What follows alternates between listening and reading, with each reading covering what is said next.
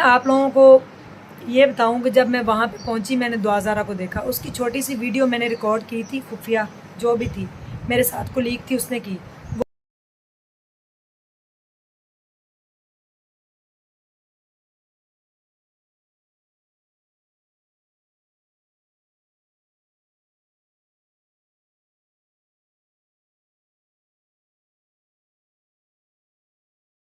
उसके बाद मैंने छोटी सी एक वीडियो भी बना ली जो मेरी कुलीग्स मेरे साथ थी उसने। अस्सलामुअलैकुम नाजरीन, मैं हूँ उज़मा और आप देख रहे हैं आपका चैनल स्ट्रॉन्ग उज़मा। कैसे हैं आप सब लोग? उम्मीद है कि सब इंशाल्लाह अपने घरों में शाद और आबाद होंगे। दुआज़ारा केस जो कि इंशाल्लाह अब सॉल्व होने जा रहा है, जैसा कि कल मेडिकल की रिपोर्ट आ गई है उसके मुताबिक जो है दुआज़ारा की एज 15 साल और 16 साल के दरमियान बताई जा रही है। रिपोर्ट के ऊपर 16 और 14 और 15 के दरमियान भी बताई जा रही है। अंडर 16 है और अंडर 15 भी लिखा हुआ था, कुछ डॉक्टरों का ये कहना है। हम मेडिकल रिपोर्ट को और नादरा के डॉक्यूमेंट को हम तो जो हमें दिखाया गया हम वही जानते हैं। इसका फ़ैसला अब कोर्ट करेगा कि दुआज़ारा अपने वालिदैन के साथ रहेगी या शेल्टर होम में जाएगी। जो भी चाइल्ड प्रोटेक्शन वाले इदारे भी इसमें आएंगे, जो ये सारे फैसले जो है कोर्ट के मुताबिक होंगे। लेकिन दुआज़ारा के फादर को सैल्यूट है कि वो पिछले 2.25 माह से अपनी बेटी के लिए लड़ रहे थे। सारे मीडिया ने इस केस को कवरेज दी, सारे मीडिया ने कवर किया इस केस को, पूरा मीडिया उनके साथ खड़ा हो गया। कुछ यूट्यूबर्स जो थे वो कराची भी चले गए, जाके उन्होंने वहाँ पे भी उनके वालिद का साथ दिया। हमने भी जितना हो सकता था साथ दिया। एंड पे आके ये हुआ कि दुआज़ारा जिस घर में मुकीम थी कराची से आने के बाद, और जिस दिन वो कराची से आई थी उस दिन भी वो उस घर में ठहरी थी। आगे कराची से आने के बाद वो जिस घर के अंदर ठहरी हुई थी, उनके मालिक मकानों का मुझे फ़ोन आया था ज़हीर फैमिली के कि दुआज़ारा इधर है, आप आके उसको अपनी आंखों से देख लें। और जिसके बाद मैं अपनी एक कोलीग के साथ गई, मैंने जाके दुआज़ारा को देखा और उसके बाद मैंने छोटी सी एक वीडियो भी बना ली जो मेरी कोलीग्स मेरे साथ थी उसने। मेरे पे इल्ज़ाम लगा कि आपने दुआज़ारा को अगवा करने की कोशिश की है, सदोकोब किया है, जिसके अंदर वो ज़ख्मी भी हुई हैं और 6 से 7 मुसल्लह अफराद काले कपड़े पहने हुए असला लेकर वहाँ पे आपके साथ गए थे। नेक्स्ट डे ही दुआज़ारा का मेडिकल हो गया था और अगर कोई ज़ख्मी हुई होती या कुछ ऐसा मसला होता तो मेडिकल के अंदर लाजमी आ जाता। तो इंतहाई अफसोस की बात है कि लोग सच को मानते ही नहीं हैं, जबकि मालूम कानून ने ये कहा कि हमने अल्लाह को हाज़िर नाज़र जान के और अल्लाह के डर से कि हमें क़यामत के दिन भी जवाब देना है, तो हमें ये ख़बर देनी चाहिए कि बच्ची हमारे घर में है। उससे पहले ये मेडिकल के लिए पेश भी नहीं हो रहे थे। 2.5 माह से ये केस, जो भी आप जो भी आप प्लेटफॉर्म खोलेंगे, चाहे वो फेसबुक हो, व्हाट्सएप हो, ट्विटर हो, कुछ भी हो, वहाँ पे दुआज़ारा की खबर ही चल रही है। एंड पे ये केस मेरे पास ही क्यों आया, मैंने देखा जाके वहाँ पे मालूम खानों को मैंने क्यों पैसे देने थे। मैंने उनको 1 रुपया भी नहीं दिया। उन्होंने हक़ और सच की आवाज़ को बुलंद किया है और आज भी वो अपनी बात पे कायम है। लेकिन कुछ यूट्यूबर्स ने जाके उनका बहुत मजाक भी उड़ाया, उनको जाके उनके साथ बदतमीज़ी भी की है, उनकी औरतों के साथ ज़बरदस्ती भी की है कि आप लोगों ने पैसे लिए हुए हैं। तो ये बिल्कुल भी अच्छा नहीं हुआ। अल्लाह ताला की लाठी बड़ी बेआवाज़ है, जब वो पड़ती है तो इंसान को पता नहीं चलता कि मेरे साथ हुआ क्या। मैं आप लोगों को ये बताऊं कि जब मैं वहाँ पे पहुँची मैंने दुआज़ारा को देखा। उसकी छोटी सी वीडियो मैंने रिकॉर्ड की थी, खुफिया जो भी थी मेरे साथ कोलीग थी उसने की। वो आप देख सकते हैं कि कैसे वो कमरे के अंदर बैठी हुई थी। फिर अगले ही लम्हे उसके ऊपर चादर डाल दी गई, उसको मास्क पहनाया गया और उसका जो शबीर का भाई कदीर है उसको फौरी तौर पे वाइट चादर ऊपर डाल के बाइक पे हमारी आंखों के आगे से लेके ओझल हो गया, हमारी आंखों के सामने से वो चला गया।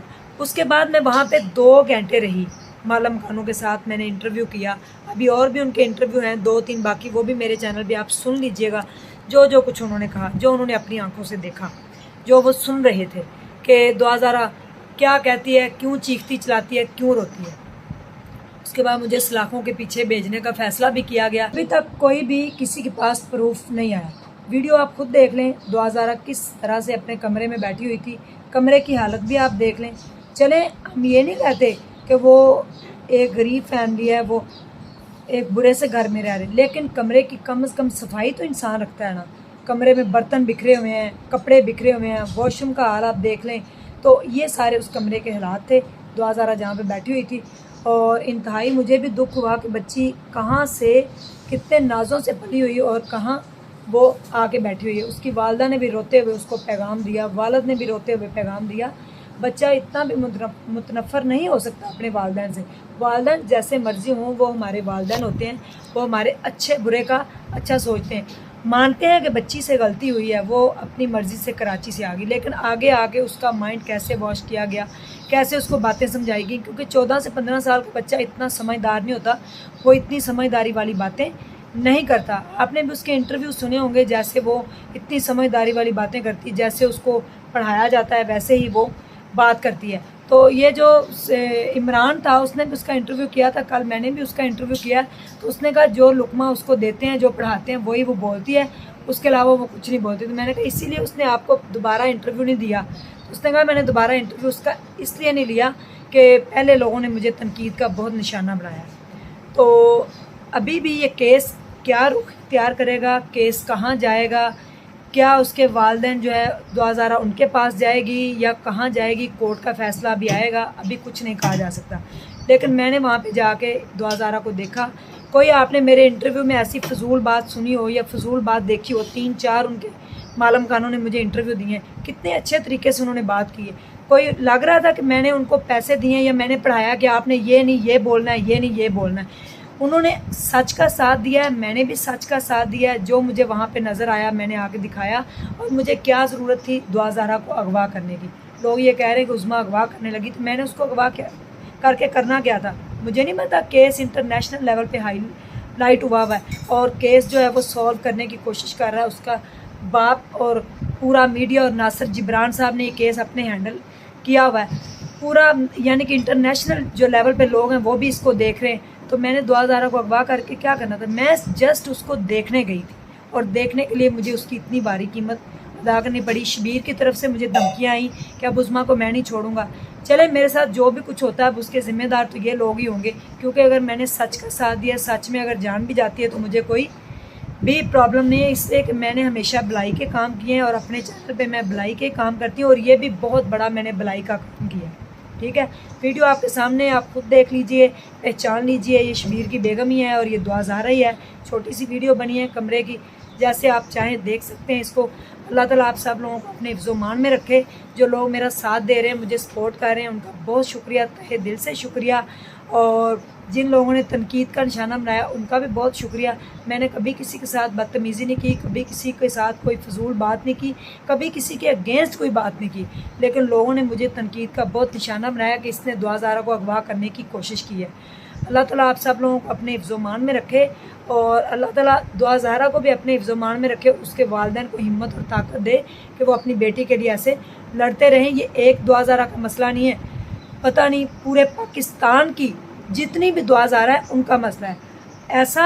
यानी कि इस केस को मुझे लगता है ये पहला केस होगा पाकिस्तान का जो जिसके लिए इतना बड़ा मेडिकल बोर्ड जो है वो तश्कील दिया गया, और जिसके लिए इतनी क्यास आराइयाँ हुई, और जिसके लिए अब कोर्ट अपना बड़ा फ़ैसला सुनाएगा। तो ये पाकिस्तान का पहला केस है। तो ये हर बेटी का मसला था।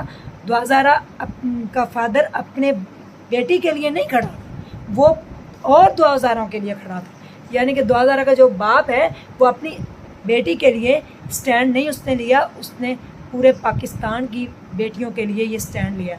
हम उनके साथ खड़े हैं। इसी के साथ अपना ढेर सारा ख्याल रखिएगा, दुआओं में याद रखिएगा, और कमेंट्स बॉक्स के अंदर मुझे अपनी राय का ज़रूर इजहार कीजिएगा कि घर छोटा बड़ा या लग्जरी नहीं होना चाहिए, घर साफ़ सुथरा होना चाहिए। कमरे की हालत आप खुद दे सकते हैं। Thank you so much. अल्लाह हाफिज़।